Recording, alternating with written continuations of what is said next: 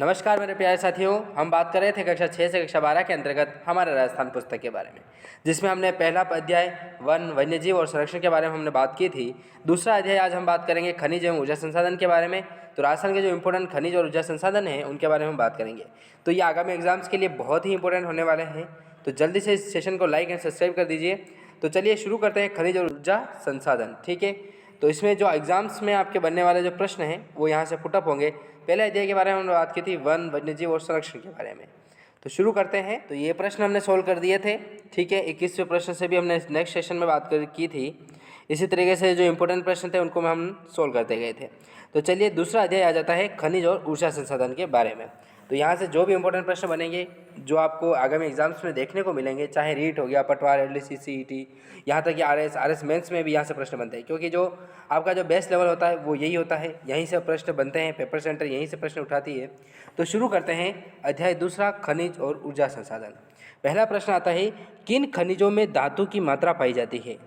ऐसे कौन से खनिज है जिनमें धातु की मात्रा पाई जाती है? तो वो हो जाएंगे धात्विक खनिज। धात्विक खनिज जो होते हैं उनमें धातु की मात्रा पाई जाती है, इसीलिए उन्हें धात्विक खनिज के नाम से जाना जाता है। दूसरा महत्वपूर्ण प्रश्न आता है कि जिन खनिजों में धातु की मात्रा नहीं पाई जाती है उन्हें क्या कहते हैं? तो उन्हें अधात्विक खनिज कहा जाता है। ठीक है, जिसमें धातु पाई जाती है वो धात्विक, और जिसमें धातु नहीं पाई जाती है वो अधात्विक हो जाएंगे। देखिए, ऐसे आसान जो प्रश्न है वो परीक्षाओं में पूछे जाते हैं, क्योंकि पेपर जो है वो 3 लेवल का बनता है। एक तो बनता है लो लेवल का, एक बनता है मीडियम का, और एक बनता है हाई लेवल का। तो हाई लेवल के जो क्वेश्चन आप सोल्व करते हैं वो आपका मेरिट निर्धारित करता है, जो आपका सिलेक्शन निर्धारित करता है। लेकिन जो बीच वाले जो होते हैं, जो मीडियम में होते हैं, वो आपके एक जो आपको 20 तक जो प्री पास करा सकता है वो वहाँ तक का क्वेश्चन आते हैं। तो जल्दी से इन प्रश्नों को आप कंठस्थ याद रखिएगा, किसी प्रश्न को हल्के में नहीं लेना है। सारे प्रश्न इंपॉर्टेंट होते हैं, चाहे वो छोटे से लगा करके बड़े लेवल का हो। तो ठीक है, तीसरा प्रश्न आता है कि जिन खनिजों में हमें ऊर्जा प्राप्त होती है उन्हें क्या कहा जाता है? तो उन्हें ऊर्जा खनिज के नाम से जाना जाता है। राजस्थान का किन खनिजों पर एकाधिकार है?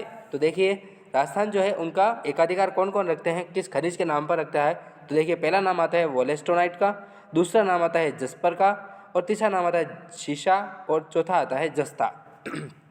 तो देखिए, वोलेस्टोनाइट, जस्पर, शीशा और जस्ता ये जो है बहुत इंपॉर्टेंट हो जाते हैं। फिर पांचवा प्रश्न आता है कि राजस्थान में कहाँ पर जस्ता शोधक संयंत्र पाया जाता है? तो ये पाया जाता है देवारी उदयपुर में। ठीक है, देवारी उदयपुर में पाया जाता है। ठीक है, तो कौन सा? वो है जस्ता शोधक संयंत्र।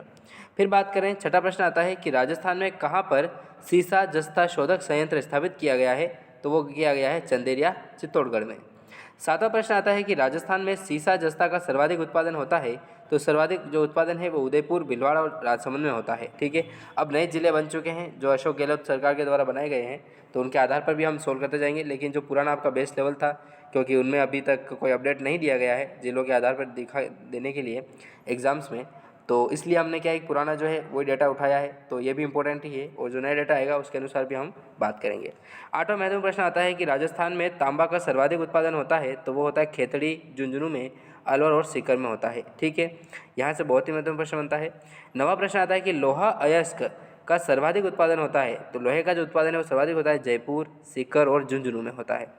चांदी का सर्वाधिक उत्पादन होता है, चांदी जो होती है उसका सर्वाधिक उत्पादन होता है उदयपुर और राजसमंद में होता है। ठीक है, देवारी में कौन सा संयंत्र है उदयपुर में? तो याद रखिएगा जस्ता शोधक संयंत्र जो है वो हमने बात की थी, देवारी उदयपुर में स्थित है। और चांदी का जो उत्पादन है वही होता है उदयपुर और राजसमंद में सर्वाधिक उत्पादन होता है। 11वां महत्वपूर्ण प्रश्न आता है, वो भी आप देख सकते हैं। 11वां महत्वपूर्ण प्रश्न क्या कहता है? तो 11वां प्रश्न आता है कि राजस्थान में जिप्सम का सर्वाधिक उत्पादन होता है? तो वो होता है बीकानेर, नागौर, श्रीगंगानगर, बाड़मेर और जैसलमेर में होता है। ठीक है, फिर 12वां प्रश्न आता है कि रॉक फास्फेट का सर्वाधिक उत्पादन होता है? रॉक फास्फेट जो है उसका सर्वाधिक उत्पादन कहाँ पर होता है? तो रॉक फास्फेट जो है वो होता है उदयपुर, जैसलमेर, बांसवाड़ा और जयपुर में होता है। इसी तरह से 13वां प्रश्न जो इंपॉर्टेंट है वो भी देख लीजिए, अभ्रक का उत्पादन करने वाला कौन सा जिले अग्रणी है? तो उसका नाम आ जाएगा एक तो भीलवाड़ा का, दूसरा अजमेर का, और तीसरा आता है जयपुर का। ठीक है, यहाँ से भी बहुत इंपॉर्टेंट प्रश्न बनता है। तो देखिए, जयपुर, भीलवाड़ा, अजमेर जो है वो अभ्रक के उत्पादन में सबसे अग्रणी जिले हैं। फिर बात करें तो देखिए, वोलेस्टोनाइट का उत्पादन करने वाला जिला कौन सा है? तो वोलेस्टोनाइट जो है वो सिरोही, अजमेर में सर्वाधिक उत्पादन होता है। वह खनिज जिसका उपयोग कागज उद्योग और लघु उद्योग में किया जाता है तो उसे वोलेस्टोनाइट के नाम से जाना जाता है। ठीक है, तो ये महत्वपूर्ण 15 प्रश्न हमने बात की थी। इसका नेक्स्ट पार्ट लेंगे क्योंकि वीडियो थोड़ा बड़ा हो जाएगा तो थोड़ा बोरिंग पार्ट हो जाएगा, इसलिए नेक्स्ट वीडियो में बात करेंगे। तो दोस्तों इन वीडियो को आप निरंतर देखते रहिए और सपोर्ट करते रहिए, क्योंकि आगामी एग्जाम्स में आपको 100% यहाँ से प्रश्न देखने को मिलेंगे, क्योंकि ये जो आपका बेस लेवल होता है एनसीईआरटी आरबीएससी का वो यही होता है। ठीक है, पेपर सेंटर जो है वो चाहे यूपीएससी आरपीएससी जो भी एग्ज़ाम सेंटर होते हैं वो यहीं से जो आपके प्रश्न हैं वो उठाते हैं। ठीक है, तो मिलते हैं नेक्स्ट वीडियो में दोस्तों, तब तक के लिए जय हिंद, जय भारत, वंदे मातरम।